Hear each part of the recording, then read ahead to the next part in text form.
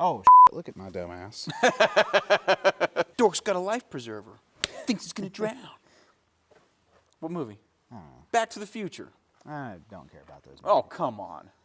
You ready? Yep, we're on. All right. Eli just had a Biden moment. Hey, y'all. Welcome back to the Alchemy Custom Weaponry takes on Utah and learns to get our own planet. We are here to actually not talk about Alchemy Custom Weaponry pistols at all. No, not at all. Not at all, which is very uncommon for us. But you and I really were touched by the John Browning Museum.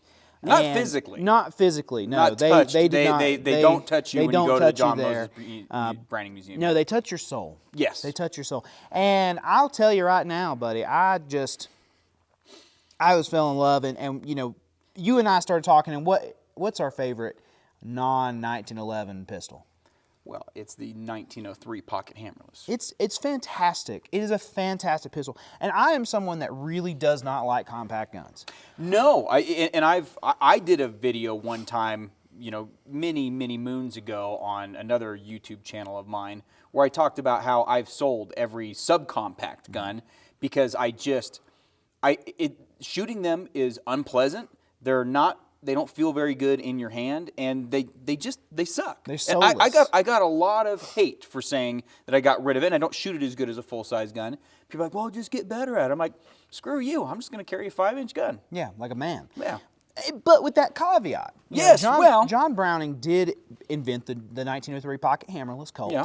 And it's a fantastic pistol. Like, It it is is. shocking how much I love it. When I look at it, I think it looks just as good as the 1911. I would probably not argue with that. It is a different thing. It's not like it looks as good, therefore they're the same thing. They're not. It's two different Yeah, categories completely different of things, pistol, yeah. but the lines, and when you put that gun in your hand, it feels amazing. No, and to have a design even older than the 1911, but that same trigger design with the trigger bow and that sear mechanism, how that trigger comes straight back, and you go, God dang, that guy was smart. Yeah. That's the best feeling trigger ever. John Browning's so amazing. And, you know, so we're actually doing something a little fun. Yeah. A little fun for us. We are a company that loves John Browning. We're a company that loves the 1911. We're a company that loves the guns that were associated with the 1911. And so we actually decided to bring out our own Pocket Hammerlesses. But before we do that, let's talk a little bit about the Pocket Hammerless. So at that time, in 1900, John Browning has essentially divided the world between FN, who covered Europe and some other countries, and then Colt, who had United States, UK, and Ireland. Yes. And so, you know, you've got this division, and really, what a smart business move. His brother was really good with the business aspect of that. What a smart business move to really try to invent things and license them. Yeah, like they're them, a licensing company, which was just so smart. And they figured out ways to sell basically the similar designs to two sides of the world. Yep. And you know, make a few changes here and there to do that. So in 1900, he goes over to FN, creates the FN 1900. Teddy Roosevelt actually carried one of those, and it's a gorgeous gun. The FN 1900, even without Teddy Roosevelt's a cool gun. Cool work, is a very cool gun. And they started selling that as a pocket gun. It's a larger gun. It's actually slightly larger than the Pocket Hammerless Colt. The 1903. But it is still a pocket gun. And on the U.S. side, John Browning and Colt were really gunning after a military contract. So the 1900, the 1902 were where they were really going after that military contract, which eventually would lead to the 1911. Well, Colt starts realizing that they're not really getting that contract, and they're trying to make money on John Browning. Yes. At the same time, FN actually, funny enough, was sitting there saying, well, we need a military pistol. Yep. So Browning comes up with what would be the Colt 1903, essentially, you know, that blowback operated system. He made a smaller one for Colt for the commercial market, and he made a slightly larger one, which is the FN 1903. For FN, for their military market. Yep. You know, the Europeans didn't go after smaller people. Yeah, they didn't go after big guns like Americans were The at that countries time. are smaller, too. Yeah, yeah. Like, everything's smaller. So back then in 1903, could shoot from Belgium all the way over to France. Like, it'd be fine. Right. And so, anyways, with that little bit of a history lesson out of the way, we want to get right into our guns. Now, we own multiple examples of the 1903 and 1908, which is the 380 version. There is another 1908, the 1908 Vest Pocket, which I do have. Totally different gun, really small, and that one, I love it, but it is actually a not... The 25 ACP? Yeah, it's not a great gun to shoot. It is super small. So you have, how many 1903s? I have 2. You have 2? I have 4. That includes one 1908. So I have 3 03s, one 08. But you have a really cool one. Well, we both got cool ones. Really cool examples, but you have a really cool one, and I love where you put it in your pocket. So yeah, this is a pocket hammerless, so I am carrying it in my pocket. And this is my 1923 manufacturer. I'm sorry, 1923 manufacturer Colt 1903 pocket hammerless. And this is a fantastic gun. It's wonderful. You know, just because of the patina. Oh, yeah. So when I saw this gun, it was, I think, on Gunbroker, and it wasn't getting any bids. And I was like, you know what, I need to get this gun because the patina on it just looks fantastic. The pitting, and when you get a gun that's this old, 1923, so it's its birthday this year. It is its birthday. 100 years old. Yeah. 100 years old, this gun. And so got it, and the patina was just amazing. The niter bluing on the trigger and the thumb safety isn't really showing through anymore like the one that I have, my Type 1. I have a Type 1 I have as a well. Type 1, yeah, that one. The niter bluing still showing through on that, and that gun was made in, I think mine was 1908. I'd have to look at Mine's 05. On the yeah, Type 1. it's there. I'd have to look at it. But this is 1923. But you know, there is something different that I have to address the elephant in the room on this pistol, because I didn't come with the threaded barrel. Okay, so this pistol was something that I wanted to modify but keep looking like a rat rod. You know, with the patina. So I did have a gunsmith at Cabot, actually. You know, we don't offer this service out there, but he loves to restore 1903s. Nick Clark, yeah. He's restored some 1903s that look fantastic, you know, personally.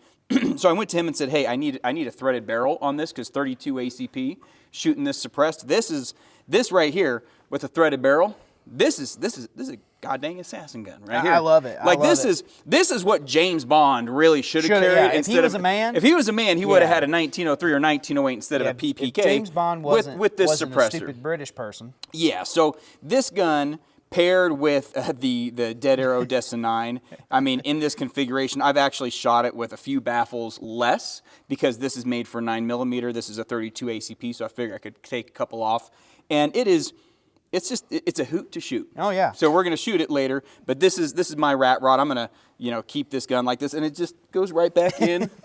Well, and you know, goes right back in the pocket. It's funny how we work because we're sitting here, and especially me, you're not as bad about this, but I'm just like 45, 45, 45, 45. And then somebody says, well, but you have a 1903. And I went, oh, okay, shut up. Yeah. When it comes to 32. Well, but you have a 1908. Right. So 380. Yep. And it's just like all of a sudden, short. It's all of a sudden, hey, don't you say that. Yeah.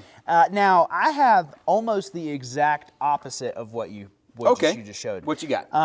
So yours is beat up, which is cool. I've got one from 1924 that's pretty beat up, but this one is exemplary, and it's maybe not exemplary for the reasons of being original, which it's not, and neither one of ours are original, which is good. Obviously not. So this is an incredibly special gun, not just to me, but to the world. 1903s in general. Yes. What I have here is, and I've not shot this, I just got this gun, and I am just kind of obsessed with it. So what I have here is a Colt 1903. This was manufactured in 1917, okay?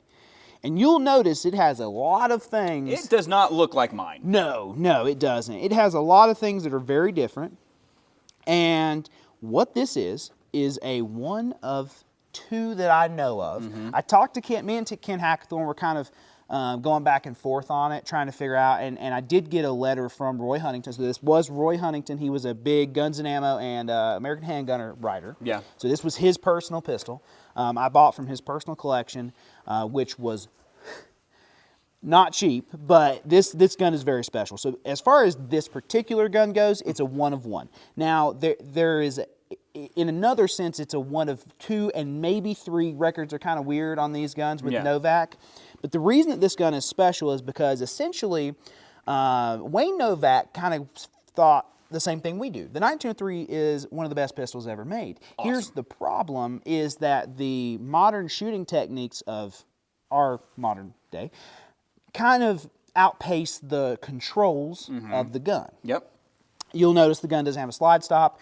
The safety on your original gun is not the greatest. Well, I mean, we could even put these side by side, and then you can start talking about the differences. So, and then of course there's this button where your magazine releases heel. Yep. So, you know, that was a very common thing at the time. This, of course, is very, very, very new. So Novak essentially wanted to make a modern carry gun out of the gun. So you'll see it's a beautiful blue. It does have front cock insertions as well as the rear cock insertions. It has a matted top slide, which you don't see on the originals. Mine looks like it's matted, but that's just that's just pitted. You'll notice that it does have very nice sights, actually. I mean, compared to the standard ones. Which those sights are not even meant to be used. They're not, and especially with the suppressor, now they're not even functional. Right. So this is a gold bead front sight on this gun. Fantastic. We have some beautiful grips. It actually does have niter blue, not the original, but niter blue finish. It's kind of hard to see in the light on the trigger, the mag catch, the actual back strap of the gun. That's niter blued. Yeah. Oh, that looks amazing. It's kind of like a weird niter blue. I like it. And then you'll also notice that they took out the heel magazine release completely because you're not going to be using it. So if you look here, this is the mag cat or the mag release. And then that's not here on this gun. So this gun uses a Smith & Wesson Model 59 mag catch so that you can actually drop the mag, you know, like a traditional modern pistol, like a 1911. And what this is essentially, in my opinion, the most perfect pocket carry gun that has ever been made. Yes. You know, Wayne Novak made his first, then this one was the second one that was done with this magazine release. Unfortunately, and according to Roy Huntington, he sent me a letter when I got this gun. Unfortunately, the guy who did the conversion for the mag catches actually passed away shortly after in a car crash. Really tragic. After doing these couple of guns, and there are some 1908s with this mag catch conversion. They were actually a little more popular just because of the 380. The 32s, to my knowledge, and I'm not trying to like make this out like it's more than anything. To my knowledge, there's only 2 that I know of, and that is Wayne Novak's and this one. Nice. So, I've actually never shot this, so we're going to shoot it. And we're going to go shoot. You know, excited. One thing you did, I don't know if you mentioned it, it's got a little heritage from across the sea on this gun. It's got French borders. It does. Oh, yes, but, you know, I would not call them French. I would call them American borders. Well, right now, America don't have borders, so we... Maybe not the greatest. That's not the greatest name anymore. But it does have that as well. But, you know, this gun is so perfectly executed. It really is, to me... you know, a really awesome carry gun. If it didn't have the provenance, I'll probably still carry this a little bit, but its provenance makes me a little hesitant to actually put some hard use on it because it is a really special gun for history. Not just for me. And I want this to be preserved for long after I'm dead. So let's go shoot them. Yeah, let's go shoot them.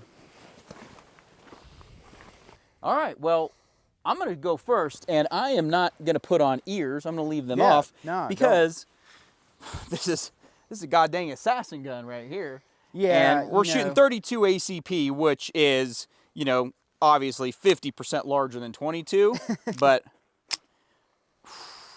at I chamber, love this. This is going to be more fun than a barrel full of monkeys. Or is it a barrel of monkeys? I mean, it would be a barrel full. A barrel full of monkeys would be, that'd probably be a hoot. Let's see here. I can't see my sights, but if I could, wouldn't matter. Oh. Hang on. There we go. I'm trying to look down the suppressor here. There we go.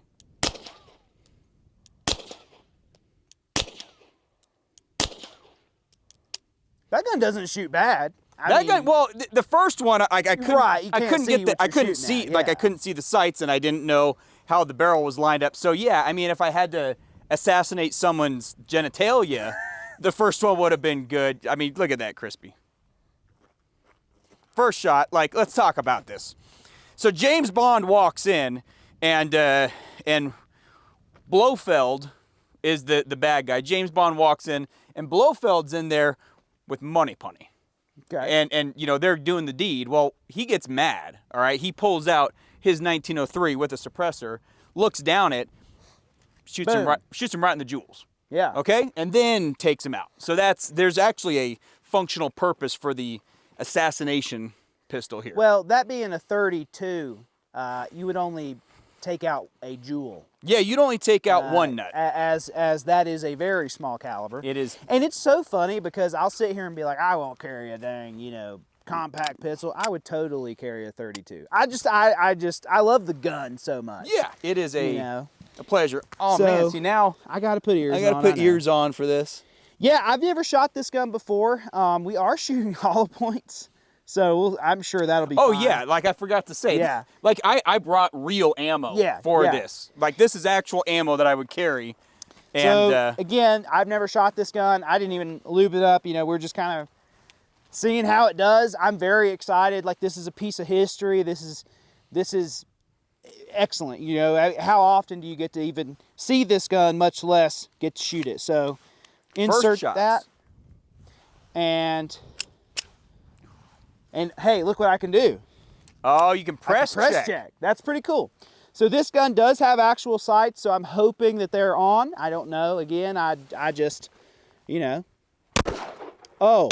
Oh.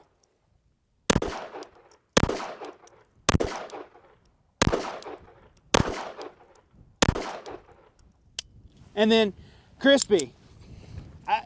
I don't really think that I'm like a crazy shot. I really don't. But I mean, with a 32 from 1917, well, that's not bad. This is funny. I'm gonna take out my ears so I stop yelling. Yeah, I need to do that too. So this is actually real interesting because this is one of those infinity targets, and we've been shooting it all day not with JHP, but with 9mm and 45. But look at the hole. Look at the hole of this JHP. Like, yeah. I think I done messed up because these are Jake Dwyer's targets. So I might have actually made a minor miscalculation here, and infinity is not as big of a number as we thought it was. But no, I mean, but seriously, this gun, that's incredible. That's great for like a little 32. And I mean, man, it's been so long since I shot one of my 32s because ammo. A couple of mine are fairly nice and pretty collectible, so I just don't shoot them much. That is the most pleasant shooting experience. That was a lot of fun. I mean, it's just one of these things. And with this particular gun, like I promise you, it will be difficult to not want to just pound this gun all the time. Yeah.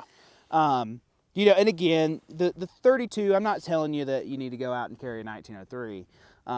But we're not telling you shouldn't. But we're not telling you shouldn't. They're fantastic guns. And if you really are an enthusiast of John Browning, it's kind of a gun you need to have. Yeah. You kind of need to have one. And again, super, super blessed to have this one in my collection. Yes.